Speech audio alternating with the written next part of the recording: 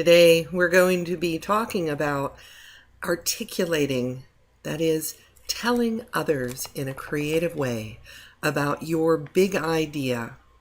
Our objectives today are that you are to create an elevator pitch, one that will serve as your mission statement to be used when you describe your project to others. And the second objective is to then create a very short project description that can be used in your posters and the captions for your photos.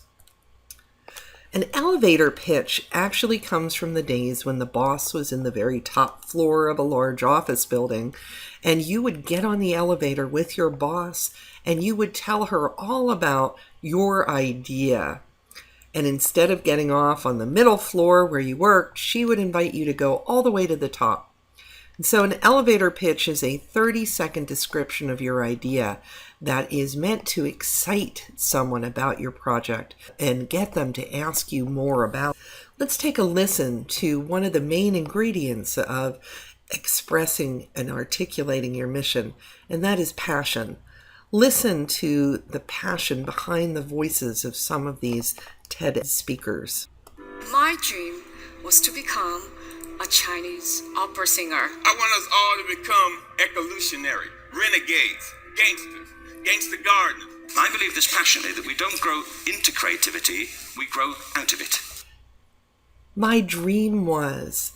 I believe this passionately. Listen to these first words that they're using and try to remember them as you go to write your mission statement. I wish for a better life. I wish for food for my children. I wish that sexual abuse and exploitations in schools will stop. This is the dream of the African girl.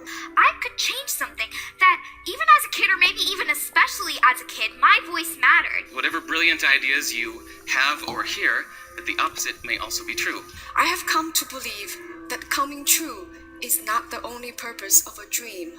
Heart is what drives us and determines our fate. My journey wasn't just about the research, it was about finding my passion, and it was about making my own opportunities when I didn't even know what I was doing. Always be looking for that which you do well and that which you love doing. And when you find those two things together, man, you got it. My idea of a perfect world really can't be designed by one person or even by a million experts. It's really going to be 7 billion pairs of hands, each following their own passions. Its most important purpose is to get us in touch with where dreams come from, where passion comes from, where happiness comes from. So begin by thinking about what is the problem or the unmet need that your project is going to be answering. If you can, tell a story. For example, the Kitty Whisperers talk about how our county has one of the largest populations of stray and feral cats in the nation. How does your project fill that need? For example, Gavin's Penguin book speaks about how the profits from the sale of the book will go toward the ongoing conservation efforts of the Pittsburgh Zoo. Describe your project so that somebody who has no idea what you're talking about can envision what it looks like. For example, the animal app.